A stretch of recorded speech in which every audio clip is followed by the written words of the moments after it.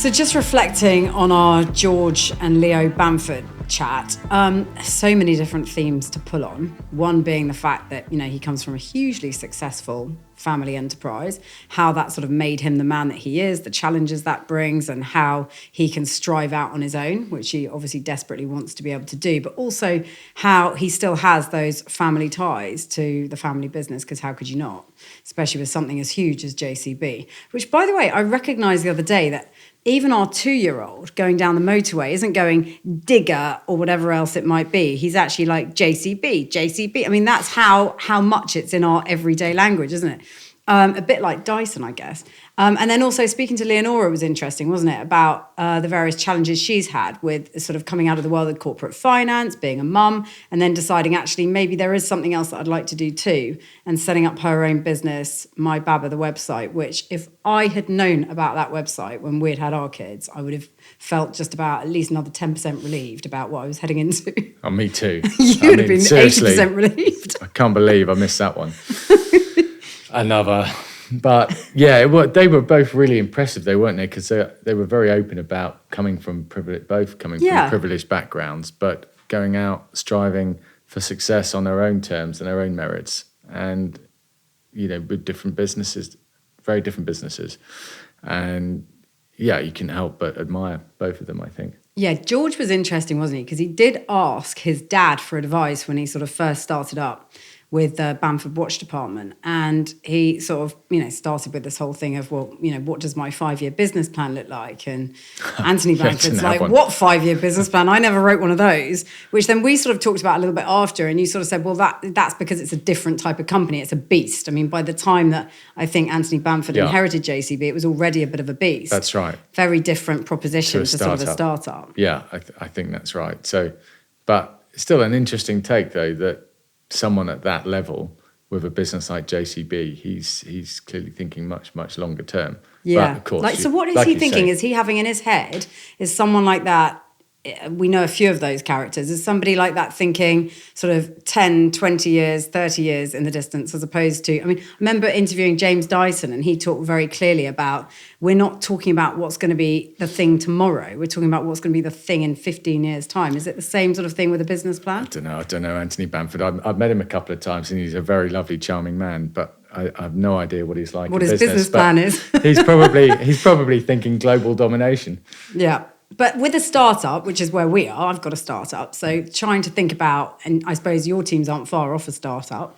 So trying to think about sort of our approach to that. I mean, the 5-year plan is sort of the first thing you talk about, isn't it? When you're starting a business, what do we want this to look like in 5 years' time? What's the exit strategy if there is going to be one, or is it going to be a family thing that you pass down through generations? And we've had those discussions a lot. Yeah, and when you look at private equity firms or venture capitalists, they're certainly looking at these investments in 5-year terms for startups. So yeah, that seems to be a roundabout figure that people pluck. But you make different decisions, don't you, based on what path you choose to take. I remember with my co-founder, Kim, who comes from a very esteemed business background and is very experienced at these matters. She will say the decisions you make on a journey to sell in 5 years are very different to the decisions you make on a journey to build a family firm. You're making, much more ruthless decision-making, perhaps. You're not looking at it as a longer-term view. You've got your short-term goals and targets. How can I make as much cash as quickly as possible and bail out onto the next thing? But is that basically what it comes down to? Is that a 5-year business plan strategy? Is that the plan? I think in reality, if that's all your goal, you're probably not going to build something with enough value. So no, I think you have you have a 5-year plan, but you're building something for the long term. That's the only way it'll have any value to someone that will come in as an investor. Well, look at something as recent as Sale GP that you've got involved with, and buying the franchise and the team and things like that. I mean, that is you can see that there's a longer term appeal with that, right? But it's right in its infancy. Yeah, and that's a great example of a new business, really. Even though it's a new sporting franchise, but that's had to be underwritten by Larry Ellison, who one of the world's wealthiest men. So he's got the resources to underwrite that league. And in season 4, so it's been running about 5 seasons now, and that's grown to significant valuations. But for sure, he's thinking, 10, 20 years down the road, building that into a really, really major global sporting franchise. So it goes through stages, doesn't it? I think initial stage is survival, building and developing something that can stand on its own 2 feet. Then after that, you're looking at, right, what's stage 2 here? How do we keep that growth going? How do we then generate more value in that business? And then stage 3, I guess, is how do we bail out and bank the money? What about when it comes to comparing that to something like the business of the America's Cup?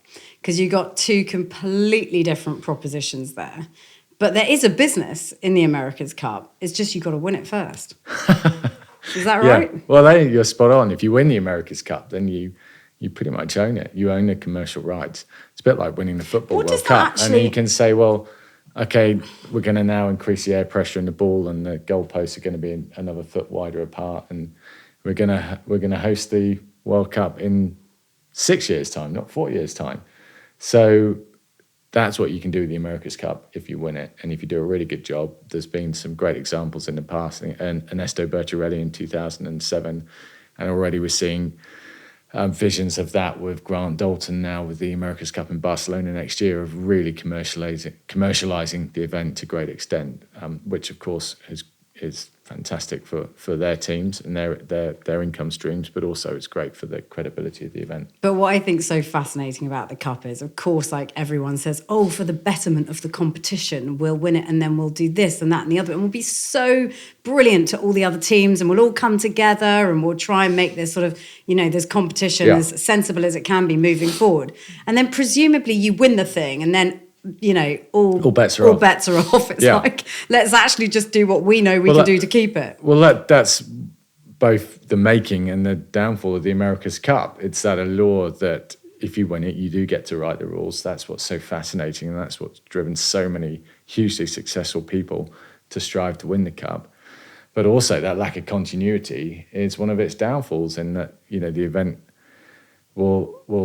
someone will win it, and that might be it for 3 or 4 years. There might be no activity, so you build up a fan base, and then you straight away they go and focus in other areas. You lose all of that momentum that you built up.